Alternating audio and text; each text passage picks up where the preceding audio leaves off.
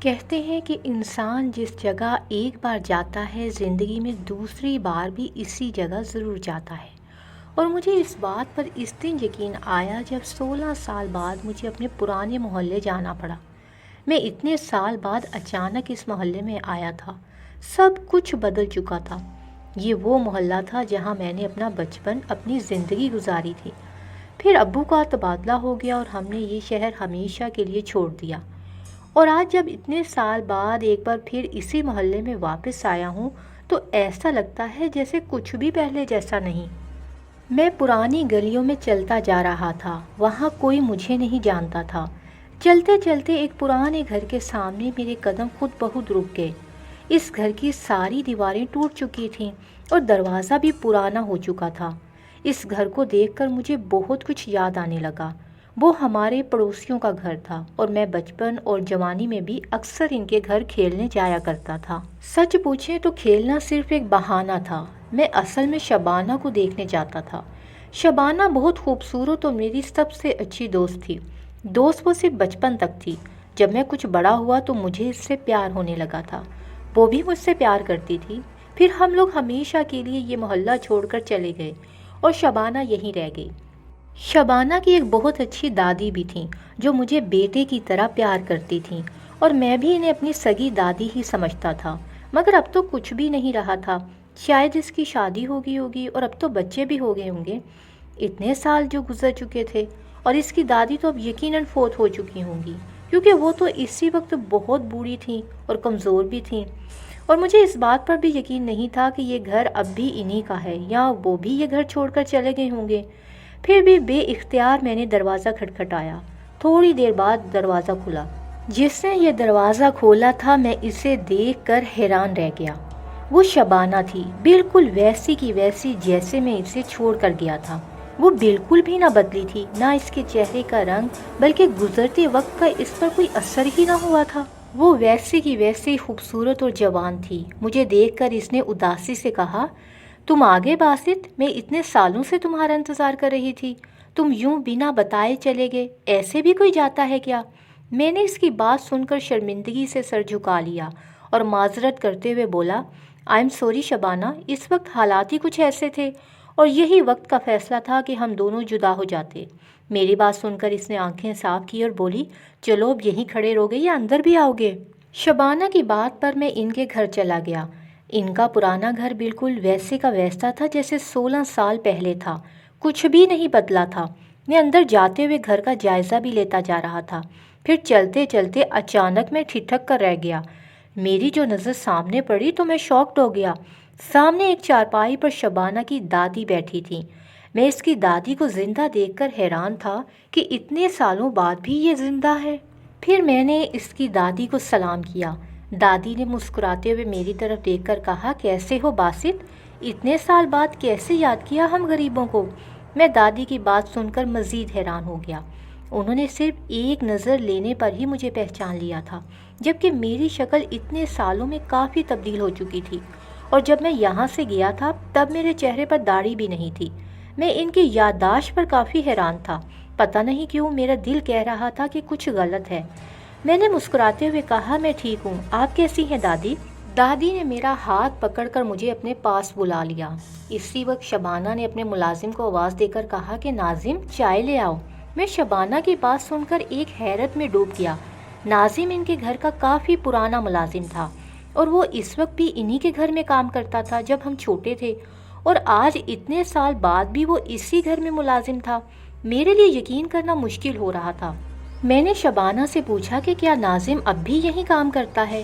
شبانہ مسکراتے ہوئے بولی، ہاں ناظم اب بھی ہمارے گھر میں کام کرتا ہے، سب کچھ ویسا ہی ہے جیسے تم چھوڑ کر گئے تھے، بس تم ہی بدل گئے ہو۔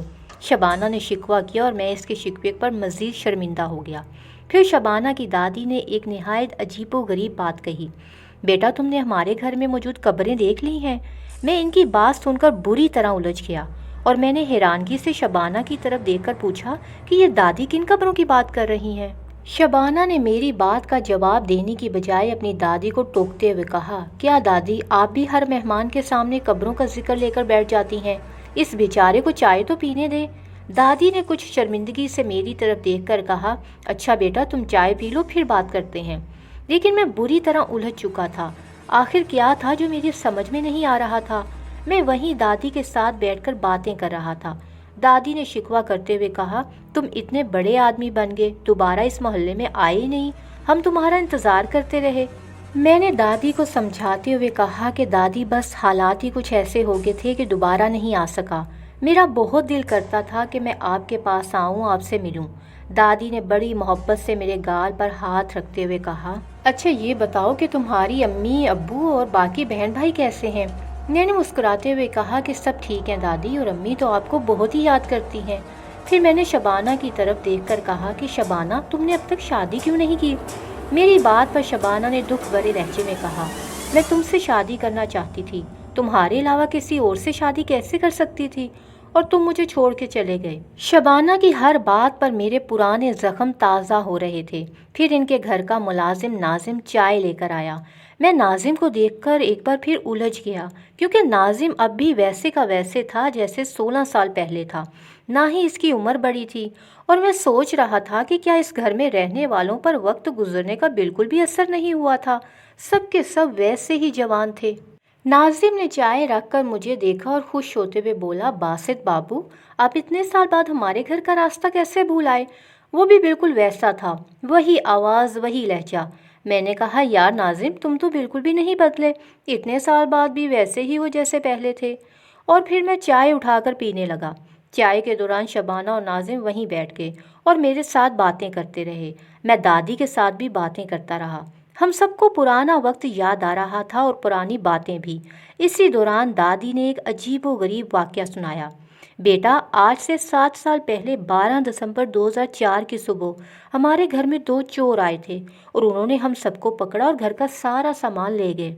उन्होंने हम तीनों को रस्सियों से बांध दिया और बंदूक निकाल कर हमारी तरफ बढ़े। दादी वाक़या सुनाते सुनाते रुक गई। मैं सांस रोके इनका वाक़या सुन रहा था। फिर मैंने पूछा कि दादी इसके बाद क्या हुआ? इन चोरों ने आपको कैसे छोड़ा? दादी मेरी बात सुनकर खामोश हो गई और कहा, पता नहीं बेटा, इसके बाद मुझे कुछ याद नहीं। अब बूढ़ी हो चुकी हूँ, याददाश्त भी कमज़ोर है। मैंने मुस्कुराने की नाकाम कोशिश की। कुछ देर तक मैं इनके साथ बैठे बातें करता रहा। फिर चाय पीकर मैं जाने के लिए खड़ा हुआ। दादी, शबाना और नाजिम भी खड़े हुए। फिर मैंने दादी और शबाना से कहा कि चलो इस वक्त चलता हूँ, अगर ज़िंदगी रही तो फिर मिलेंगे।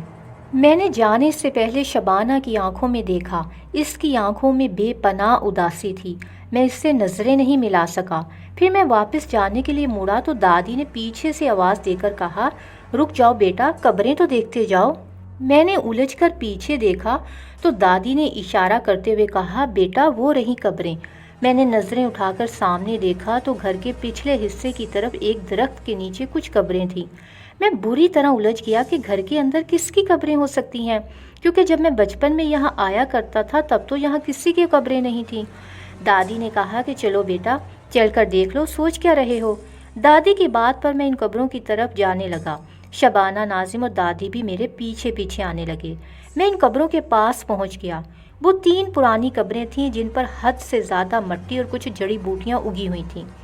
इन तीनों कब्रों पर एक एक तख्ती लिखी हुई थी। हर तख्ती पर मरने वाले का नाम था। इन तीनों कब्रों में से एक की तरफ मैं बढ़ा और मैंने तख्ती पर नाम पढ़ा तो मुझे लगा कि मैं अगला सांस भी नहीं ले सकूंगा।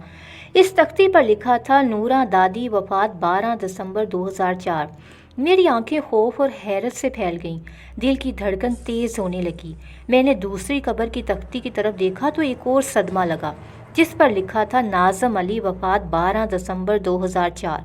डर और खौफ के मारे मैं पसीना पसीना हो गया। मेरा पूरा वजूद कांप रहा था। मैंने धड़कते दिल के साथ जल्दी जल्दी इस तीसरी कब्र का भी कतबा देखा तो मेरे लिए सांस लेना मुश्किल हो गया। जब मैंने तीसरी कब्र की तरफ देखा तो इस पर लिखा था, शबाना असलम, वफात 12 दिसंबर 2004। मेरा दिल खुश्क पत्ते की तरह कांप रहा था।